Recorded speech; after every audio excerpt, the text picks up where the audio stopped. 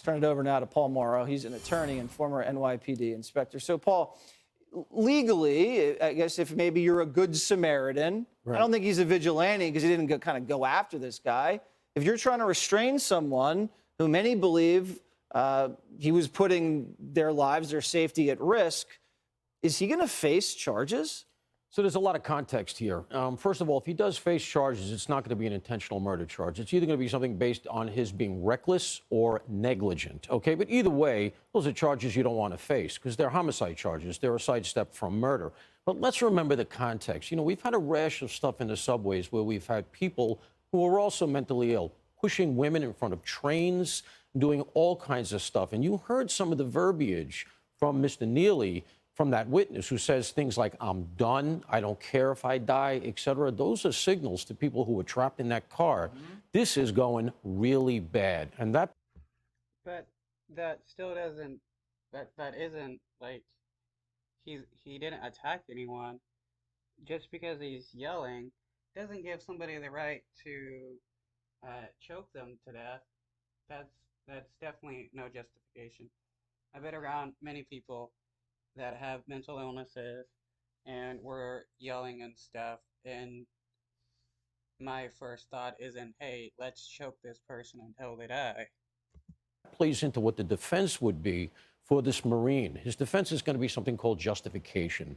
And it's pretty simple. It's pretty much what it sounds like. I had to take the actions that I did, however risky, to mitigate a commensurate risk. In other words, what I did was justified because of the risk that this guy posed. Now, we don't have...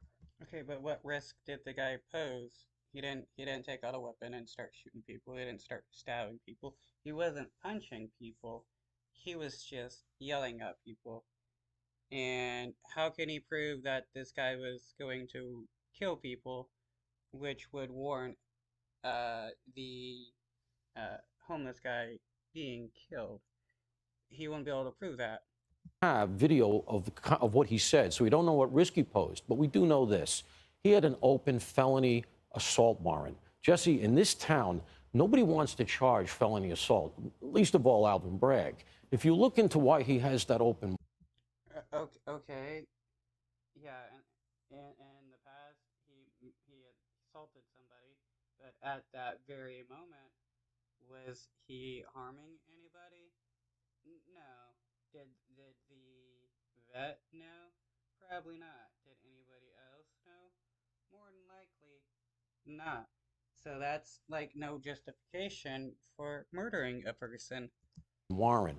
He broke the orbital bone and the nose of a 67-year-old woman in the subway. Wow. So he's no stranger to danger. And so you add some of these facts up and you start to say to yourself, you know, if I were in that car, maybe I would have done the same thing. Yeah. And the narrative...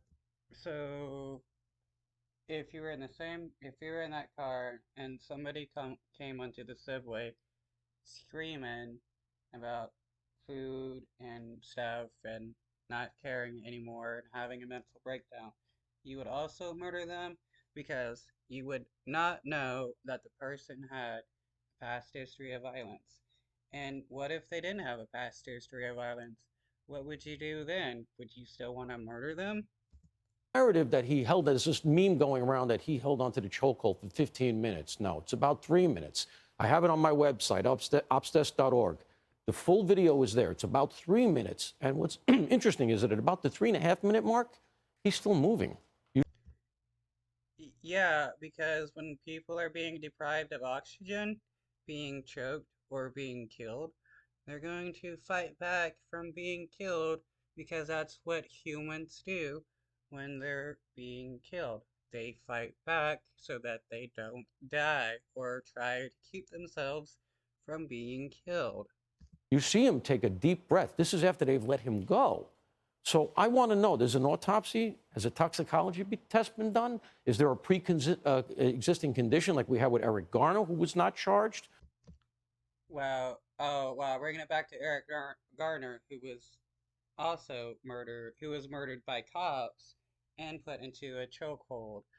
Okay, so now they want to blame this guy dying not on a person choking them to death, but because he may have had a pre-existing condition or was on drugs.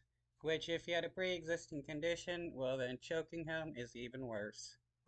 Who also died allegedly from a chokehold. There are a lot of complexities here, and for our political class to act so childishly, only for all the racial arsonists in this town are topping off their gas cans, and it's a disgrace to see. Yeah, they're trying to distract from their own failures. And we are Well, what's a disgrace is people defending somebody murdering a person on a subway just because they were yelling. just terribly sorry this had to happen, and we hope the DA does a legit investigation. We do hope so. I mean, he's going to put it into the grand jury. That's his cover. But this grand jury presentation and this grand jury presentation, he can nuance it. Let's see what Bragg does here.